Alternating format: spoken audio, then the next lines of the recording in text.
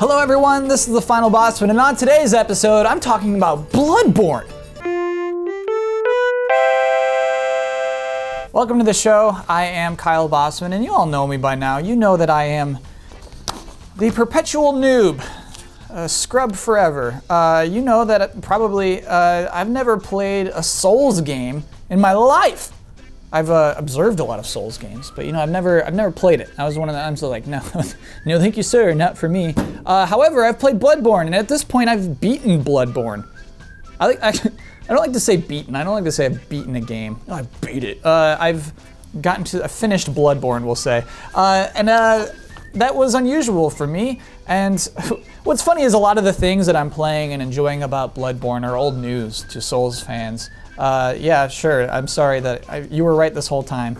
You were all right this whole time. Anyway, today's list, 3 things that this cowardly scrub loves about Bloodborne.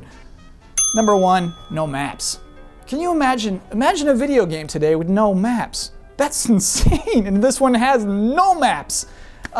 Basically, one of the things I like least, one of the things that really just ticks me off, is in a video game where it'll say, objective, do this thing. And on the screen, just very blatantly, this is what you need to be doing right now. That's so frustrating. Do you know who that's for? It's for one person. That person who's playing and says, wait, what am I supposed to be doing? Like, he's just a little angry about it too.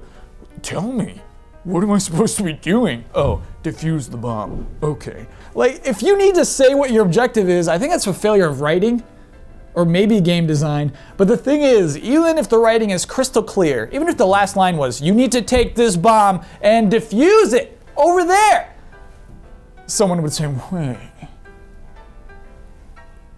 what am I supposed to be doing? There's always that, you can't cater to that person. That person watches movies. Wait, which one is Chappie? Like, he's there. He's always there. You cannot take up screen space because of that one person. He can't ruin video games for all of us. No map is so interesting to me. What that does with no objective markers, I think I spend a lot of time in video games looking at the map and actually moving on the map. Just eyes down there. When there's an objective, you just move closer to it. Oh, I'm 25 meters away now. When you take those things away, you are observing your environment. You're in this world.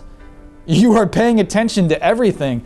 And it's a world worth paying attention to. That's something, gosh, I love about that. Number 2, you are always vulnerable. Enemies are always vulnerable. Weird holdover from video games from the 80s even, is when a character gets hit, you blink for a second and then you're good. You're good to get hit again. But while you're blinking, you're invincible.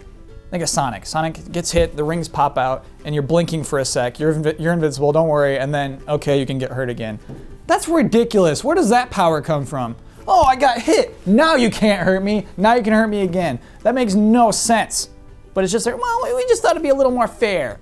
You know, if you got hit twice in a row, you would die. Yeah, you would. That is fair. In Bloodborne, yeah, when you get hit twice in a row, you die. There it is. There's no just like, that's it, man. You're dead so quickly. And yeah, there are a lot of games where you die immediately. However, I was still shocked to see how quickly my life meter would get depleted within Bloodborne. I loved it because my enemies play by the same rules. That's one thing I love about Bloodborne.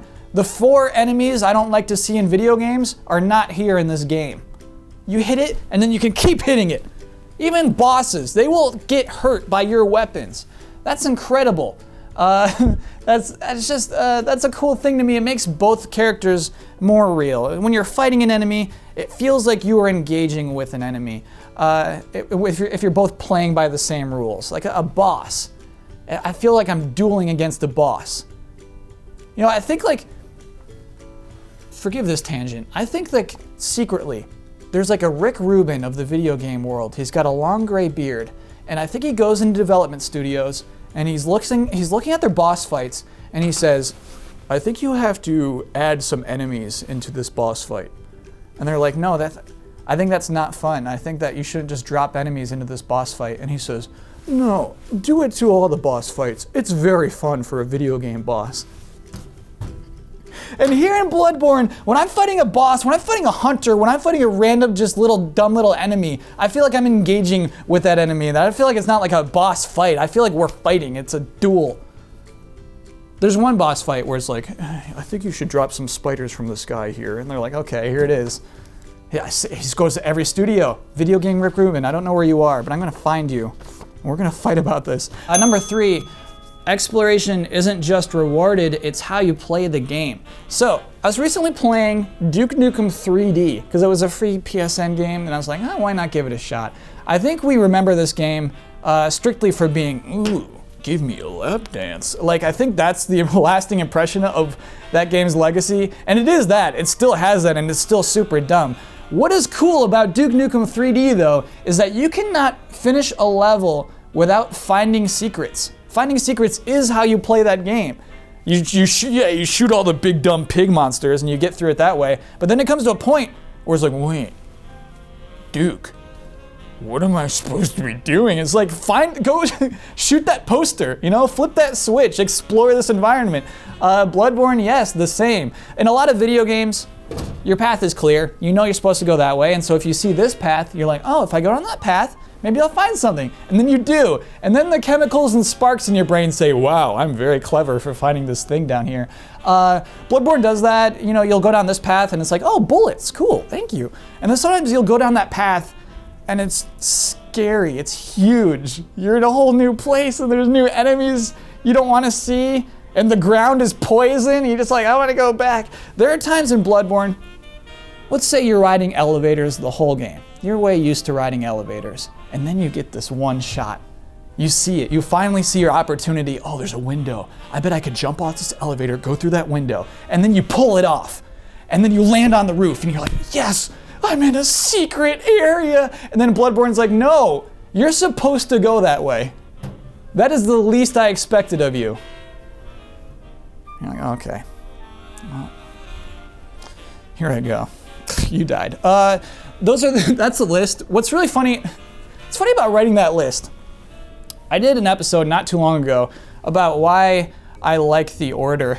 I was like, hey, you could pick up a boat and look at it. It's a good game. What's funny is, writing this episode, I realized why that game is so reviled. It's like, The Order is not a video game in comparison to Bloodborne. I still like both. You can like both. You gotta have a completely balanced breakfast. You gotta have a bowl of cereal, but you know, you need some toast on the side. And then you need your cereal. The toast is The Order in this instance. Before we go, I do want to do a funny follow-up to a previous episode. Last episode of The Final Bosman. It wasn't quite myself, but I was saying about CG trailers at E3. One in particular, Phantom Dust, seemed a little dishonest because eventually that game was canceled by Microsoft. We didn't even know. At that time, we did not even know how dishonest that trailer was. Last Friday, Kotaku, Jason Schreier, published a very interesting article named How a Small Studio's Chance at the Big Time Died at Microsoft's Doorstep. Little inflammatory straight off the title, but you know, it is what it is. Basically, this article talks about Darkside Studios, who, I mean, honestly, I hadn't heard of before, who was working on this game, Phantom Dust. Basically, the gist of it, the TLDR, please read the article, it's very interesting. The agreed upon budget for the game was $5 million, and it was going to be multiplayer only. Microsoft says, hey, can you add a single player campaign into that? And Darkside says, oh, yes, we can. And then months later, they realize, no, they can't. And they say, can we have more money, please? Microsoft says, no, you're all fired. That's the roundabout way of doing it. To me, yeah, we could discuss that. I don't know. I think that it is, Microsoft can completely 100% do that. If they're paying for a game that they don't like, they can say, no thanks, no more money. That's their right. The interesting part, to me, the most interesting thing, probably because I love E3 so much, is this one part. Darkside was in the very early stages of development when E3 came in June of last year. And some at the studio say they were shocked to see Microsoft announce Phantom Dust there. They were even more shocked to see the game announced through a pre-rendered trailer that nobody at Darkside had worked on, according to studio sources. Perhaps more frustratingly for some at the studio, Microsoft wouldn't tell anyone that Darkside was developing the game. Darkside was put on a gag order Though the game had been announced, they still couldn't tell people they were making it. It's almost as if last year at E3, delivering the announcement of a game was more important to Microsoft than delivering a game. It's almost like that. Crackdown, same, we still don't know who's developing Crackdown. Not important, you don't need to know. You'll only be disappointed if you hear who's developing it. That's what that is. That's crazy to me.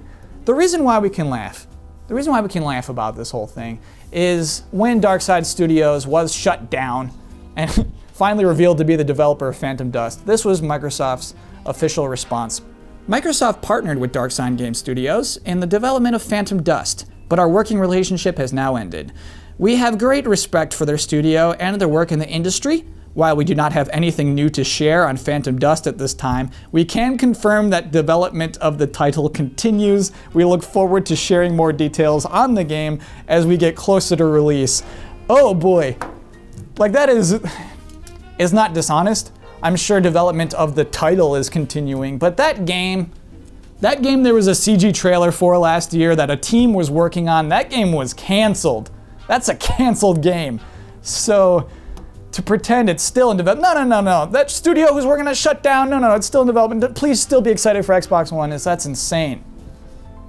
When E3 comes around this year and there's a CG trailer for Battletoads, will I still get excited? Yes, because I'm a monster. And I love this stuff.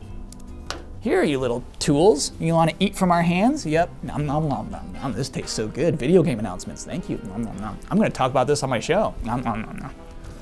I'm part of the machine. I'm just a cog. I see this now. I'm just playing all their games. Like when I'm Kyle Bosman and I'm excited for The Last Guardian, I still like, oh, it's coming, everybody. I'm just a little advertising machine, aren't I? Oh boy. Well, that's the show for this week. It always ends with Kyle going a little crazy. That's the mental state I'm in. If you're on Twitter, you can find me at Kyle Bosman. I'll be back here next Wednesday. Hope to see you then. Thanks for watching.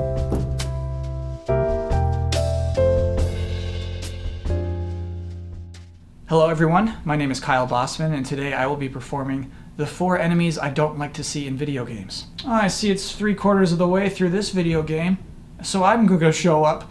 I'm the guy who's got invincible armor. None of your bullets can hurt me. I guess the rest of us should have this invincible armor, but only I got it. Oh no! Please don't touch my precious backside! Okay, I've got perfect cover right now. Because I'm hiding behind this pillar, you can't shoot me. You have to come to me right now. I'm good. I wonder how you're doing though. Hey, how are you doing? Oh, you got me good. Oh God. No, don't hurt me. You can't hurt me yet. Oh. Ooh. No, I'm invincible. You can't. Don't bother. Oh. Oh no. Your sword's gonna go right through me. Don't bother. Okay. Just a sec. Okay, you can hurt me again. Hi there. I'm a boss and you can't hurt me. All of my attacks will hurt you. I'm in a situation where I can't possibly lose. But guess it's time for me to use my super laser. Uh-oh, I gotta recharge now. Hold on a sec. Oh, that's my weak point. You can go ahead and hit that, it's alright. Guess it's my hubris, really. That's my weakness. So really, I'm beating me. You're not beating me, I'm beating me. Okay, let's go again.